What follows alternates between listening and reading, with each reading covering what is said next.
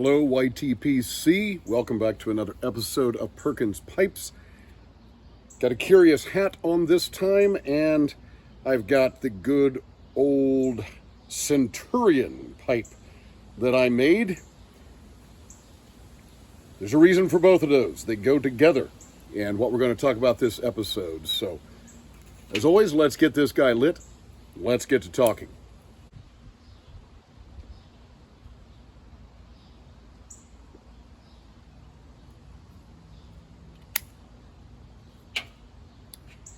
In a recent episode, I said I needed to come clean. And at that episode, I was talking about my work as a podcaster. In light of the fact that I'm starting a new segment on this channel,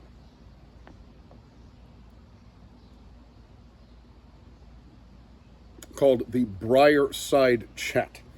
And if you would like to be a guest on the Briar Side Chat, it's a chat that we conduct via Zoom. I edit that into a video and then put that out here on YouTube. If you'd like to be a guest, bring your pipe. We'll talk about one of the finer things of life.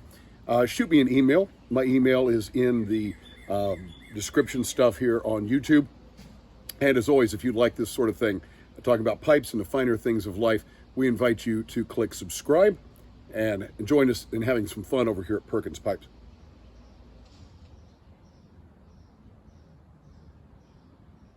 So what you'll notice on my hat is a rather stylized looking ancient Roman army helmet, which of course goes with the Centurion helmet engraved on the front of this pipe.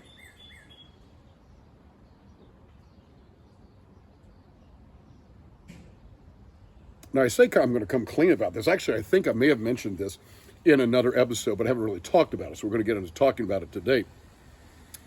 I've been involved in ancient Roman reenactment for, let's see, about 15 years now.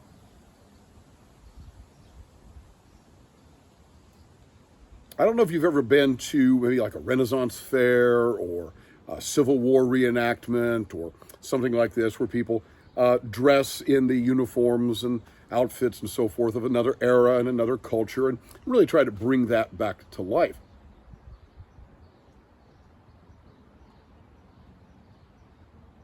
Well, in 2009, I was fortunate to I applied for and received a grant from the Lilly Foundation, the Teacher Creativity Grant. Wonderful, wonderful grant. Where they really just give money to teachers for renewal during the summertime. So to kind of renew yourself, whether it's intellectually or spiritually or just, body, mind, and spirit, that kind of thing.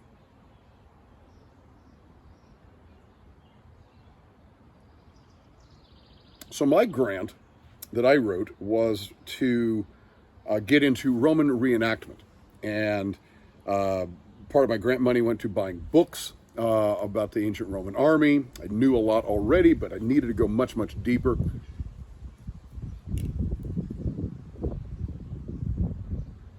Traveled to an event in Ohio. I don't know if they still have it or not, but it used to be called the Muster on the Maumee. It was held at Fort Meigs in Ohio, and it was a 2-day event over Father's Day, and the reenactors just took over the entire fort, which is a historical site.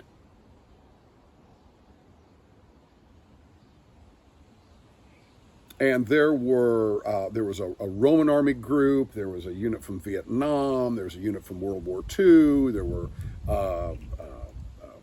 knights from the Middle Ages, just literally military units from all eras of history. And they each had their little areas to set up so you could tour and go through and interact with these guys. And periodically, some of them would come out and do some sort of a demonstration and so forth. So I went to that, talked with some people, talked with a wonderful guy named David Smith, gave me a lot of tips and information about getting into Roman reenactment.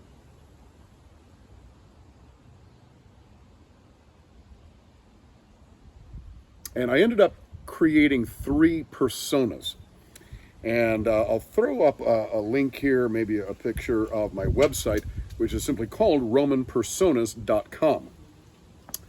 And I do or have done, to be honest, I've kind of gotten out of it in recent years. I think I'm retiring the characters.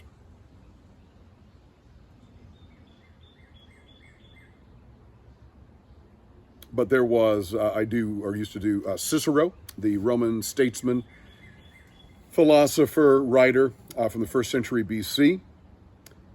I had a set of armor that I purchased, or 2 sets of armor actually, that I purchased with this grant money. With 1 set of armor, I'm a rank and file Roman soldier. And that persona is one of these soldiers at the tomb of Christ. I created a name, created a backstory for him. Publius Sempronius Tuditanus, Publius Sempronius the Hammer. Did a lot of research. Obviously, we don't know anything about those 2 guards at the tomb, so it gave me a lot of leeway to work in some story and some just general information about the Roman army. He made him a member of the 6th Legion Ferrata, the Iron Legion, which was in fact stationed in Judea at that time. And probably the kind of the flagship persona was a centurion who was a real fellow, a guy named Gaius Crestinus.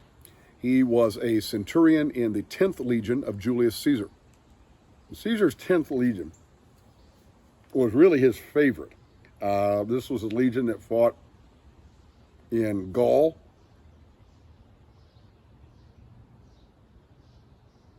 for the 10 years in the 50s BC when Caesar fought in Gaul. The 10th Legion, I always tell my students, was kind of like the Green Berets, Special Forces, and Navy SEALs all rolled into one. It was the toughest of the tough. Caesar just really liked that legion the best.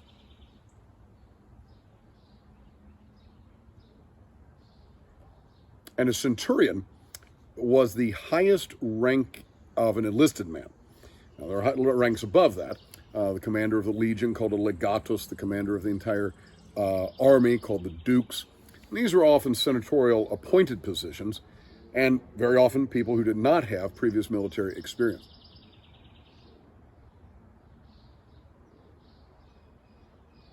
But if you joined the army or were drafted into the army, you could work your way up, and the highest rank was centurion. And then within the rank of centurion, there was another rank, so a little step up from that, called primus pilus, or first rank centurion.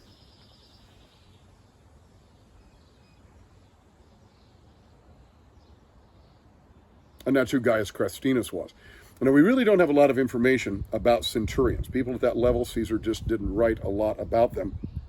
So it's rare that we even know one of their names. Caesar does mention this fellow, and gives us a few details about him. Very brave. In fact, Caesar tells us how he died. He died with a sword through the face. That's how tough this guy was. He was out leading his men like a good leader. He led from the front. And so I developed that character. And I performed these mostly at schools, some for my own students.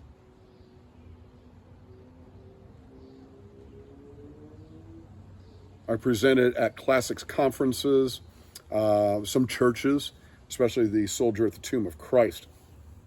And I got to tell you, it is crazy fun. First off, I'm a grown man. I get to play dress up, right? I get to dress up and play with swords and shields and spears and helmets. I mean, it's the little boy, right, in me that I think the little boy in us never dies. I think little girls never die in the women that they become. So it's just crazy fun. It also was fun to do the research and the background and building these characters, building these personas, rooting them in history, finding out what we do know, and then being able to tell a story, and basically a one-man show.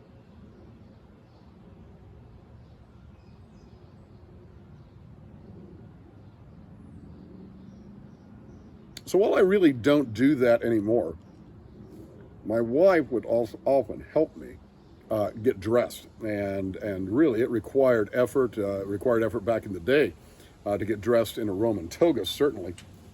And even the soldiers, you'd need some help.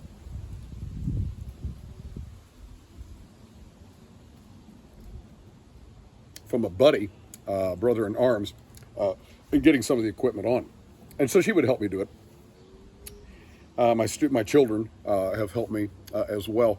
And at some point, my wife was saying, "You really need to stop this. It's getting past the time of doing this." So I do have some videos that we'll link here in the show notes. And fortunately, I was able to get a couple of good videos, especially of the Cicero character and the persona of Gaius Crestinus, the centurion. So just curious, have you ever seen reenactment of any kind? Like I say, whether it's a Renaissance fair or some other historical or military reenactment, do you like that kind of thing? Have you ever taken your family on trips to see that sort of thing? Let us know what you think. As always, I'd like to share Malcolm Guite's wonderful line, "I do these little things in order at last to do nothing," or as I like to say in Latin, Parva ago tandem nihil agam. Have a wonderful day.